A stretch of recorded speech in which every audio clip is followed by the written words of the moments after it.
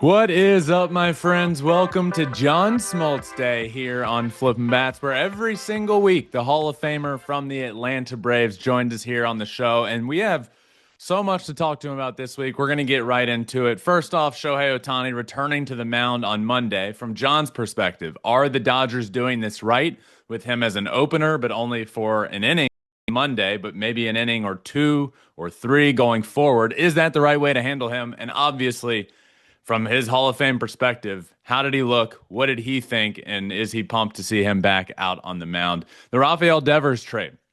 Rafael Devers traded to the San Francisco Giants, obviously a huge talking point. The Red Sox, all of their stars have been traded from the 2018 team. Every cornerstone franchise player out the door. But John Smoltz has an interesting take on this situation for the Red Sox. I'm excited for all of you to hear it and see what you think about that. And also, Gage Wood from Arkansas threw a no-hitter in the College World Series, the first one in the Men's College World Series since 1960. So the question to John Smoltz is, what is the greatest pitching performance you have ever seen in person? And what's the greatest pitching performance that you have ever had personally? So I'm excited about this one. Really good conversations with him today, as we honestly have every single week. But let's not delay it. Without further ado, let's welcome in John Smoltz. All right, and I am pumped to welcome him in now, the Hall of Famer, John Smoltz. John, how are we doing this week? Doing great. Absolutely great. Love that. I absolutely love that. Let's talk Shohei Ohtani, John. Earlier this week, Monday, Shohei Ohtani, really out of nowhere, made his return to the mound. We were all of a sudden told he might be back sooner than the All-Star break. We don't exactly know, but his stuff is game ready. And then like a day later, we hear, you know what? He's starting Monday as an opener against the San Diego Padres. First question to you, before I ask too much, is did you watch or did you get to see any of it?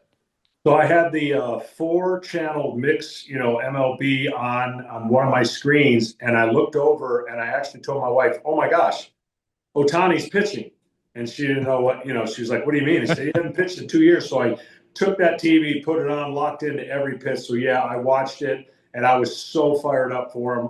You could just tell emotionally he was trying to keep everything in check. But I thought he was great. He's facing the Padres right out of it. I would have probably not expected that to be the case, but with Ohtani, expect the unexpected.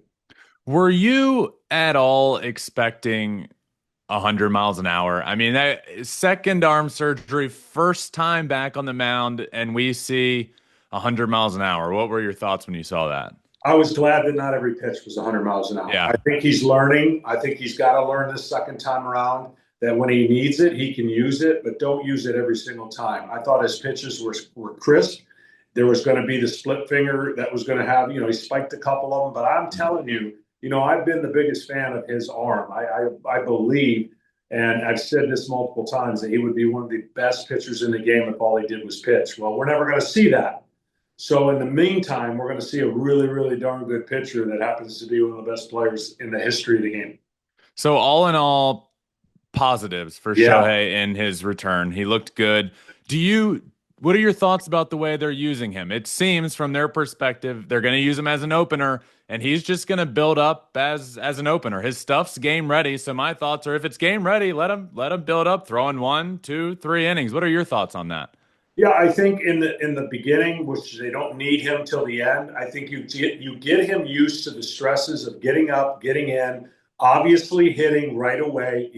You could see his anxiousness when he got to the dugout. He had to put on his helmet, he had to lead off. All these things you got to get used to again. And it's going to take a minute for him to get to 5 innings. And look, the reality is you would want him to have rehab starts, but you can't do that.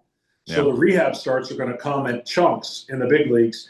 And listen, the Dodgers are well equipped to have those kind of games where they can pitch multiple people to get through the game. So I think it's going to be very well put together. And it's great that he's going to get these stresses before the All-Star game, get a break, and then maybe start amping it up in the second half. John, one thing I love about you is that you don't have social media. So you don't know Shohei Ohtani is pitching until he's on the mound. And who knows where you were when you heard that Rafael Devers has been traded to the San Francisco Giants. But I'm assuming that news made it to you pretty darn quickly. First off, where were you when you heard this news? Yeah, I was at home and I saw the scroll down on, underneath MLB Network, and I just came from there, so I was shocked to see the news. I'm not saying I'm super surprised. I think that's the easy answer, Mhm. total shock, surprise.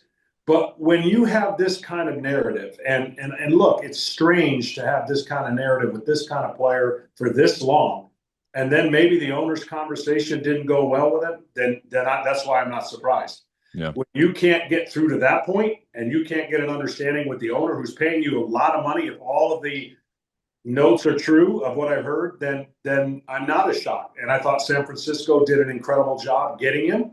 They have a hard time signing free agents, big time free agents. I thought they won, and we're going to find out. I mean, the easy answer early is that the Red Sox may not win in this, Hmm. but I'm going to make a counter argument and say they had a numbers problem, and they're going to get their young players in the heat of this season the greatest experience they're ever going to have.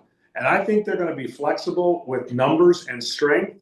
I think their pitching got better. And so I see the Boston Red Sox all of a sudden as a viable, legit playoff team. And you could not have said that 2 weeks ago. So if you're a fan of the Red Sox, and I get every situation is different, especially this one, but if you're a fan of the Red Sox, John, and not too long ago in 2018, you won over 100 games, you go 11-3 in your playoff run, you win the World Series, you have a core of Mookie Betts, Rafael Devers, and Xander Bogaerts, all 26, 26, and 22 years old. You looked set up for the next decade. If you're a Red Sox fan and this is the last of those guys out the door, you are just continually trading away your franchise cornerstone player. How do you feel waking up after that Devers trade? How are you supposed to feel as a fan of the Boston Red Sox? Yeah, emotionally, you're not going to feel great at all. But if you can separate that and realize there had to be more to this than we know, there Hmm. has to be. And in the long term now, with the money that's freed up, and you can never replace Devers. So I'm not sitting here going, hey, the superstars that are coming are going to replace him. But with quantity now, I think they have flexibility in their roster to do whatever they need to do if this run is real, because they need pitching. And so if I'm a fan, I'm going to trust the process. But if it falls off quickly, I'm going to be super frustrated. Here's the reality. I think Devers is a top five bat in the game, period. I did not think they could go to the playoffs with that roster and Wow. with him. I really didn't. Now they're surprising everybody and starting to pitch better, but the roster that they had in place, and some of the injuries, of course, hurt. That definitely is part of the deal. But now, the way they're pitching and their young players are progressing, I honestly think, and yes, it would have still been the same with Devers to be a playoff team now. But time's going to tell. Yep, absolutely. Speaking of good pitching, not sure if you saw this, but it was on the college side of things. Gage Wood from Arkansas threw a no-hitter in the College World Series, first one since 1960. He punched out 19 guys. First off, did you see that? I did not. Absolutely dominant performance, throwing 98 in the ninth inning, 19 punchouts, no hitter in the College World Series. So, my question to you, John Smoltz, what is the greatest pitching performance that you have ever seen in person? Wow. I mean, Randy Johnson threw a no hitter against us. It wasn't even fair. Like there wasn't even a chance we were going to get a hit. And I don't know how many he struck out, but it was in Atlanta. And I just remember sitting there going, this is the most dominant. I mean, you can make an argument for Pedro and Roger and all the likes. Um, Greg Maddux threw a complete game, like 78 pitch master that I've got to put up there as one of the greatest games ever in the era that we pitched. So there's a slew of them for different reasons, but that is impressive. At the college level, 19 strikeouts, College World Series. I don't know if it gets better than that. Randy Johnson's was in Arizona, right? Is that where he threw No, in? I think it was in Atlanta. I think I was and Eddie Perez, I think might have been the last hitter. Randy, of course, threw multiple no hitters, but it might have been. I don't know. My memory. I just know that he no hit us. That's incredible. Yeah, it was really cool to watch Gage Wood yesterday. 19 strikeouts. And what would you consider your best pitching performance ever? I had honestly some of my greatest games were in a loss. Really? 16 strikeouts against the Mets, against Pedro Martinez, winning 1-0 in the bottom of the eighth, 2 outs, and I gave up a 2-run homer to Carlos Beltran.